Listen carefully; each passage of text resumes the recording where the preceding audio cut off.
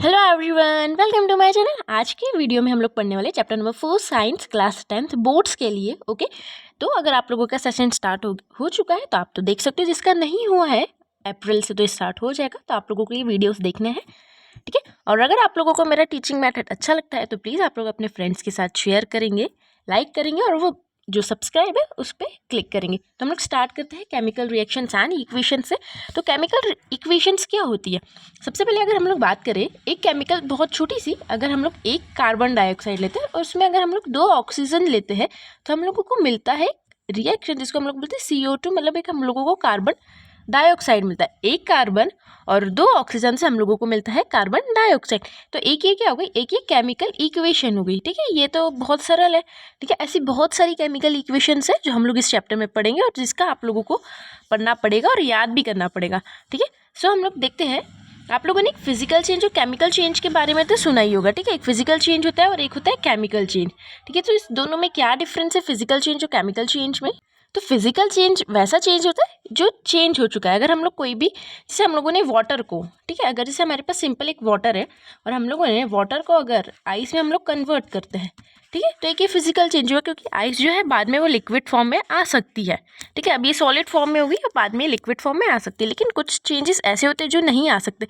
अगर दूध देखा है तो दूध में अगर हम लोग दही डालते तो दही बन जाता है, तो क्या दही वापस दूध बनेगा? क्या नहीं। तो वो कौन से चेंज हो जाते हैं? Chemical change. अभी ये तो बहुत सरल है, आपको ये एग्जाम में आएगा, तो ऐसे क्वेश्चन जो है वो एग्जाम में तो आते नहीं है, लेकिन हाँ, आप लोगों को ये बहुत सारे ऐसे एग्जाम्पल्स जो है वो नीचे दिए हैं। अगर आप लोग देखेंगे तो ये बहुत सारे एग्जाम्पल्स आप लोगों को दिए, जैसे milk is left at room temperature है।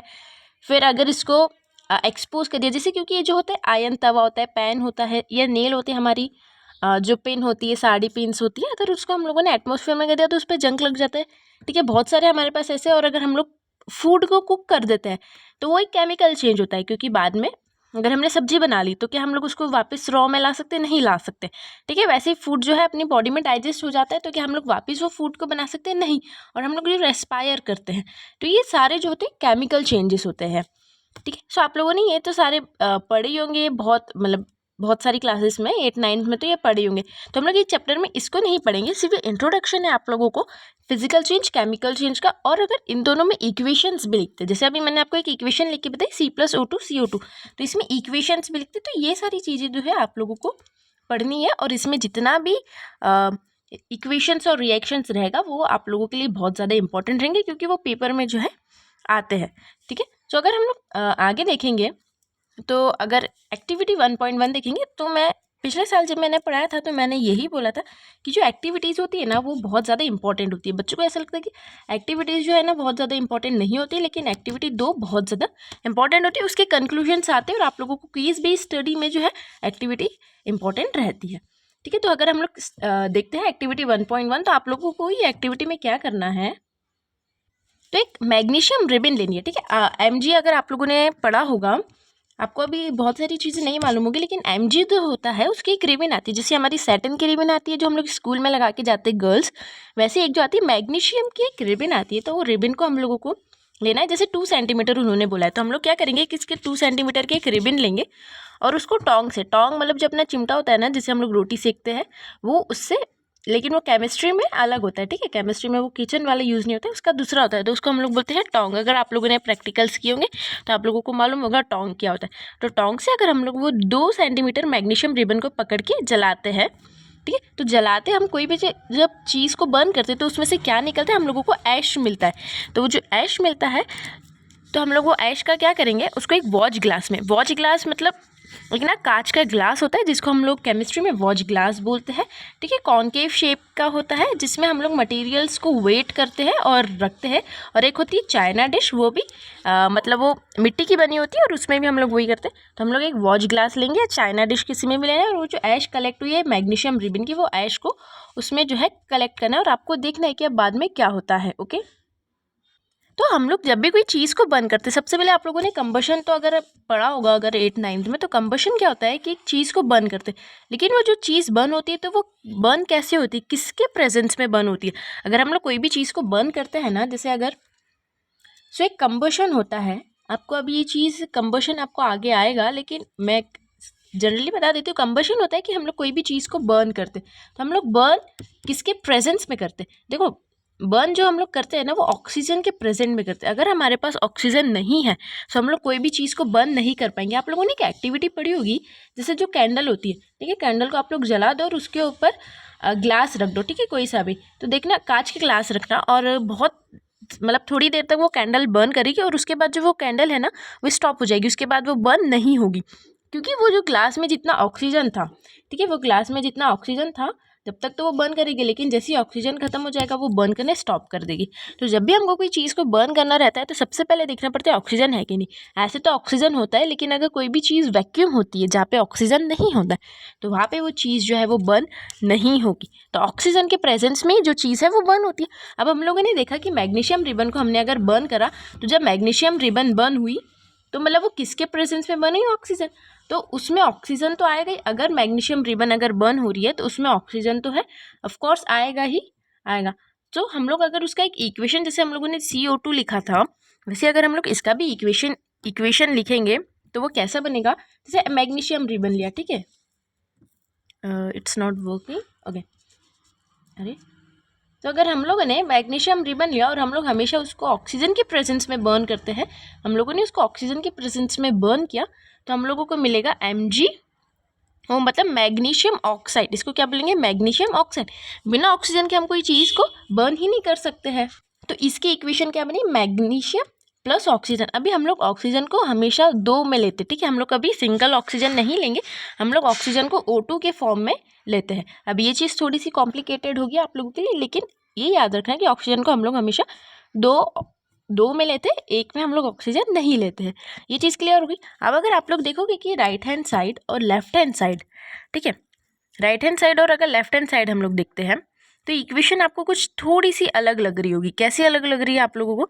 जैसे इधर तो एक मैग्नीशियम है, ठीक है, और यहाँ पे 2 ऑक्सीजन है, लेकिन हम लोग यहाँ पे देखेंगे तो यहाँ पे एक ही मैग्नीशियम है और एक ही ऑक्सीजन है, तो मतलब एक और ऑक्सीजन कहाँ चले गया?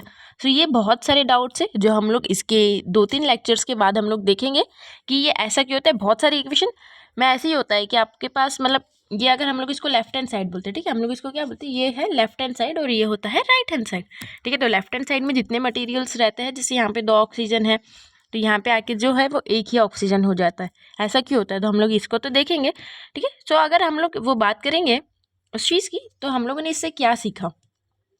तो एक्टिविटी 1.1 से हम लोगों ने देखा कि हम लोग मैग्नीशियम को हमेशा, जो कंबशन होता है हमेशा ऑक्सीजन के प्रेजेंस में होता है, तो हम लोगों ने मैग्नीशियम को जब बर्न किया ऑक्सीजन की प्रेजेंस में तो हम लोगों को मिला मैग्नीशियम ऑक्साइड, ठीक है, MgO मिला हम लोगों को। तो अभी इसकी इक्वेशन आप लोगों को याद करनी पड़ेगी, ठीक है, और इक्वेशन जो है वो बहुत ज़्यादा इंपॉर्टेंट होती है और हमेशा एग्जाम्स में आती है। सो हम लोग ये वाला पैराग्राफ अगर देखते हैं तो आप लोग ये वाला पैराग्राफ पढ़ेंगे, ऊपर वाला जो लिखा है, तो you must have observe that magnesium ribbon burns with a dazzling white flame, ठीक है। तो इसका आप लोग यूट्यूब पे सर्च कर सकते हो कि जो मैग्नीशियम रिबन है वो कैसा बर्न होता है and changes into white powder. हमेशा कोई बर्न होती है चीज़, उसके बाद उसका जो ऐश रहता है वो पाउडर के फॉर्म में ही रहता है, और ये पाउडर जो होता है वो मैग्नीशियम ऑक्साइड होता है, क्योंकि हमेशा जो है ऑक्सीजन के प्रेजेंस में जो चीज़ है वो बर्न होती है, ठीक है।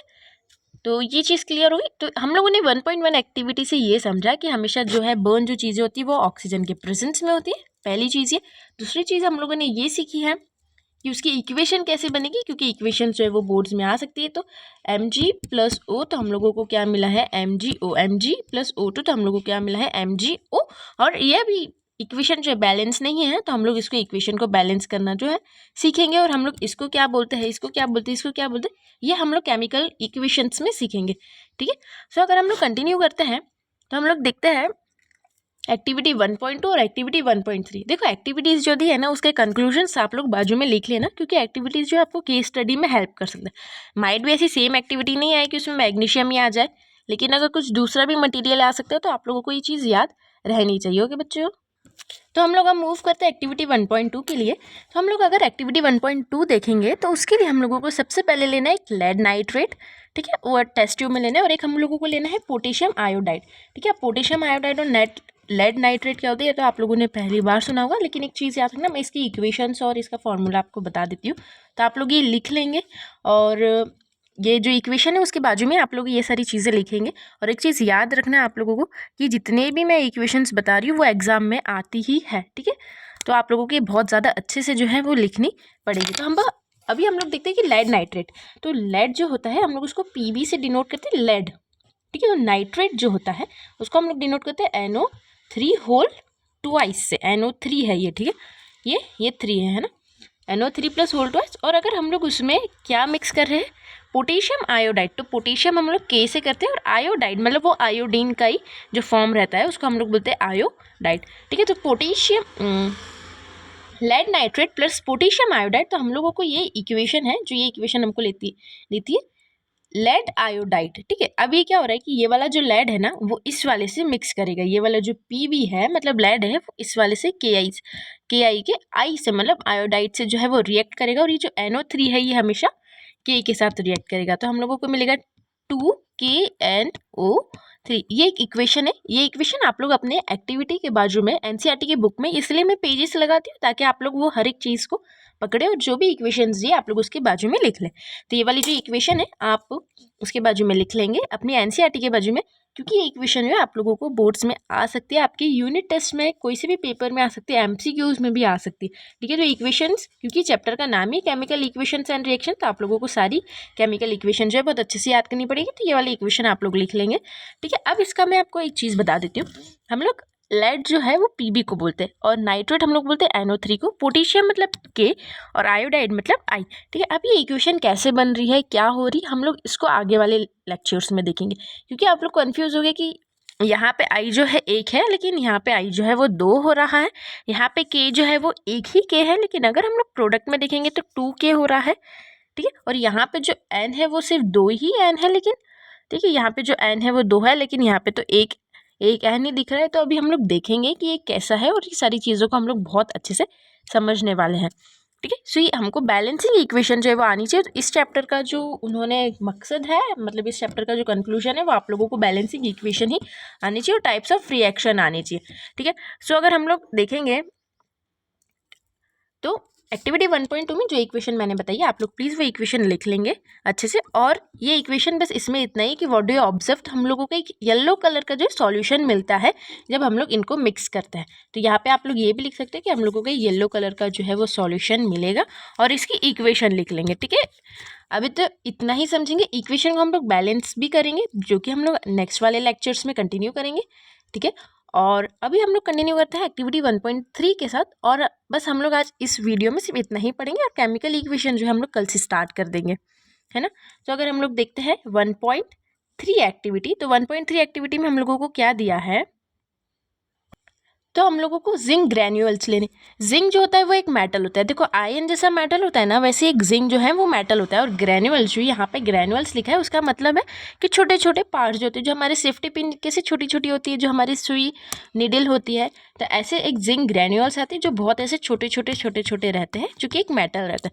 हम लोगों को उसको कोनिकल फ्लास्क में लेना है। कोनिकल फ्लास्क मतलब क्या होता है कि एक ऐसा फ्लास्क होता है, ठीक है। वो मेरी ड्राइंग थोड़ी अच्छी नहीं है इसलिए वो बन नहीं रहा है फ्लास्क, अगर मैं आप लोगों को बताऊंगी। अच्छा हम लोग 3 पे है ना, ओके ठीक है। तो एक कोनिकल फ्लास्क मतलब एक ऐसा फ्लास्क होता है, एक ऐसा फ्लास्क होता है जो कि कुछ इस शेप का होता है, ठीक है। ऐसा कोनिकल जैसा शेप का होता है, वो लंबा सा एक ऐसा होता है और ऐसा ग्लास होता है, ठीक है। यहाँ से कुछ ग्लास जो होता है वो ऐसे ऐसे कर्व भी होते हैं, ठीक है। आप लोग बस इतना समझ लेंगे। तो ये कोनिकल फ्लास्क में हम लोग सबसे पहले डालेंगे जिंक ग्रैन्यूल्स, ये छोटे छोटे जिंक ग्रैन्यूल्स डालें और उसके ऊपर से हम लोगों को ऐड करना है हाइड्रोक्लोरिक एसिड।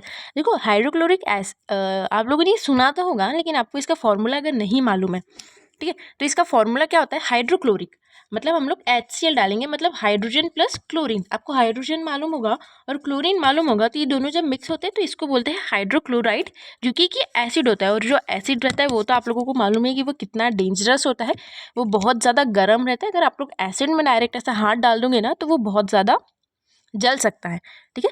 सो ये चीज़ तो आप लोगों को मालूम होगी। तो अगर हम लोग एक्टिविटी पे आते हैं, तो एक्टिविटी में हम लोगों को जिंक ग्रैन्यूल्स लेना और उसको हाइड्रोक्लोरिक एसिड में डालें, और एक और होता है सल्फ्यूरिक एसिड, ठीक है। तो सल्फ्यूरिक एसिड क्या होता है, वो भी H2SO4 होता है, जो कि सेम हाइड्रोक्लोरिक एसिड और सल्फ्यूरिक एसिड जो दोनों ही बहुत ज़्यादा डेंजर होते हैं, ठीक है। सो इसलिए उसमें लिखा है कि इसको हैंडल विथ केयर करना है, क्योंकि एसिड होते हैं, तो हम लोग कॉनिकल फ्लास्क में जब कोई सा भी मेटल, देखो अभी इसमें क्या दिया है ना आप लोगों को कि जिंक मेटल दिया है, ठीक है। एक आप लोगों को इसमें जिंक दिया है, लेकिन हम लोग जिंक की जगह आयरन भी ले सकते हैं और लेड भी ले सकते हैं, क्योंकि ये सारे क्या होते हैं, मेटल्स होते हैं। और हम लोगों को क्या करवाना है कि मेटल्स को हम लोगों को एसिड्स के साथ जो है वो रिएक्ट करवाना है। ये एक्टिविटी का यही है। देखो तो अभी एक्टिविटी 1.3 में आप लोगों को जिंक दिया है और हाइड्रोक्लोरिक एसिड दिया है, ठीक है। लेकिन अगर आपको एग्जाम में अगर आयन आ जाए या फिर लेड आ जाए तो आप लोगों को इनकी भी प्रिपरेशन करनी पड़ती है, क्योंकि ये भी सारे क्या है, मेटल्स हैं, ठीक है। तो अगर हम लोग देखते हैं वो एक्टिविटी का कंक्लूजन क्या है कि जब दोनों मिक्स होते हैं तो हम लोगों को क्या प्रोडक्ट मिलता है। तो हम भैया हम लोग अगर इक्वेशंस को देखते हैं तो देखो सबसे पहले हम लोगों ने जिंक लिया, उसमें दोनों जो है एसिड लिखा है, तो हम लोग दोनों एसिड के साथ करेंगे। तो हम लोगों ने पहले जिंक लिया और जिंक को हम लोगों ने रिएक्ट करवाया HCl के साथ, ठीक है। जब हम लोग जिंक को HCl के साथ, मतलब हाइड्रोक्लोरिक एसिड, इसमें C कैपिटल आएगा, ठीक है। आप लोग ये इक्वेशन जो है मेरे साथ साथ अपनी कॉपी में लिखेंगे। सो जिंक जो होता है ना वो इसके साथ रिएक्ट करेगा, किसके साथ, HCl के साथ। अब ये इसके साथ क्यों रिएक्ट करेगा तो इसका हम लोग थर्ड चैप्टर में देखेंगे, ठीक है। जब थर्ड चैप्टर में हम लोग मेटल्स और नॉन मेटल्स पढ़ेंगे ना, जब आप लोगों को और क्लियर होता जाएगा। अभी तो आपको सिर्फ याद करना है, लेकिन जब आपको ये चीज़ें समझ आ जाएगी ना तो आप लोगों के लिए बहुत ज़्यादा ईजी हो जाएगा। तो हम लोगों को मिलेगा ZnCl2 मिलेगा। अभी यहाँ पे तो Cl एक ही है, लेकिन यहाँ पे हम लोगों को 2 Cl मिलेंगे और हम लोगों की जो हाइड्रोजन जो गैस बचेगी तो हम लोग H2 एक गैस मिलेगी जो कि हवा में उड़ जाएगी, ठीक है। तो एक इक्वेशन आप लोग ये लिखेंगे और एक और इक्वेशन आप लोग ये लिखेंगे। हम लोग Zn को H2SO4 मतलब सल्फ्यूरिक एसिड के साथ भी जो रिएक्ट करवाएंगे तो हम लोगों को उसमें क्या प्रोडक्ट्स मिलेंगे, Zn मिलेगा, ठीक है। और Zn जो रहेगा वो SO4 के साथ रिएक्ट करेगा, मतलब ZnSO4 मिलेगा और जो वापस जो H2 जो गैस रहेगी वो ऐसे उड़ जाएगी।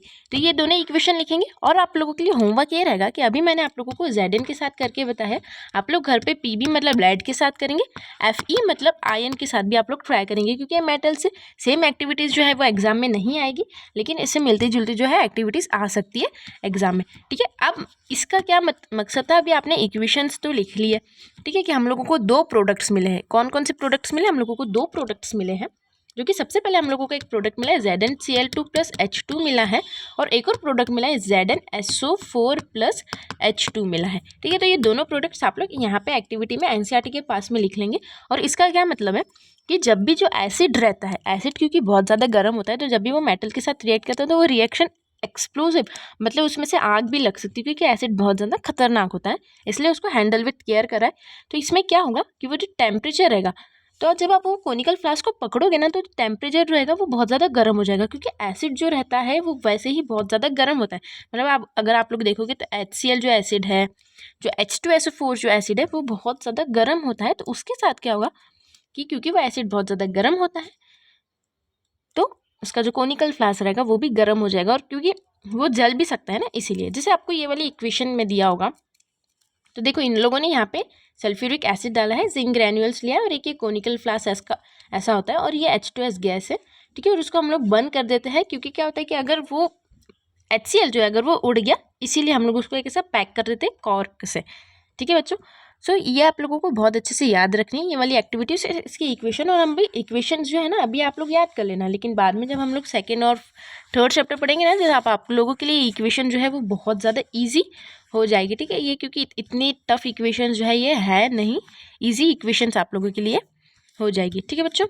सो हम लोगों ने अभी एक्टिविटी 1.1, 1.2, 1.3 पढ़ी, 1.1 पढ़ी, 1.2 पढ़ी और 1.3 पढ़ी, और तीनों के हम लोगों ने कंक्लूजन देखे। तो इसका कंक्लूजन ये था कि कोनिकल फ्लास्क जो है गर्म हो जाएगा, क्योंकि एसिड जो रहता है वो बहुत ज़्यादा गर्म रहता है, वो एक्सप्लोसिव रहता है, और अगर वो जब मेटल के साथ रिएक्ट करता है तो वो जो चीज़ है वो गर्म हो जाती है। तो हम लोगों ने तीनों पढ़ी, इन तीनों के कंक्लूजन पढ़े, तीनों के कंक्लूजन आप लोग लिख लेंगे, उसकी रिएक्शंस भी लिखेंगे, एग्जाम में ये आ सकता है। और मैंने आपको एक्टिविटी 1.3 में ये भी बताया कि हम लोगों ने जिंक के साथ किया, लेकिन आप लोग दूसरे मेटल्स के साथ भी करके देखना, ठीक है। तो हम लोग एक्टिविटीज़ में हम लोगों ने क्या देखा कि सबसे पहले उनका जो स्टेट चेंज हो जाता है, कलर चेंज हो जाता है, ठीक है। हम लोगों ने इसमें जो 1.2 एक्टिविटी में देखा तो उसका सॉल्यूशन कैसा हो जाता है, येलो कलर का उसका सॉल्यूशन हो जाता है, ठीक है, गैस भी निकलती। ये 1.3 एक्टिविटी में हम लोगों ने देखा कि दोनों इक्वेशन जब हम लोगों ने HCl के साथ रिएक्ट करवाया था और जब हम लोगों ने H2S के साथ, जैसे हम लोगों ने HCl के साथ रिएक्ट करवाया तो भी जो H2 गैस हमको इवॉल्व हुई, और जब हम लोगों ने H2SO4 के साथ रिएक्ट करवाया तो भी जो है वो गैस इवॉल्व हुई है, ठीक है बच्चों। ये जो इसका कंक्लूजन है कि जो चेंज होता है इवोल्यूशन ऑफ गैस भी होता है, चेंज इन टेम्परेचर भी होता है, क्योंकि ये जो एसिड्स रहते हैं वो बहुत ज़्यादा गर्म रहते हैं, है ना, तो वो कोनिकल फ्लास्क जो है वो गर्म हो जाता है।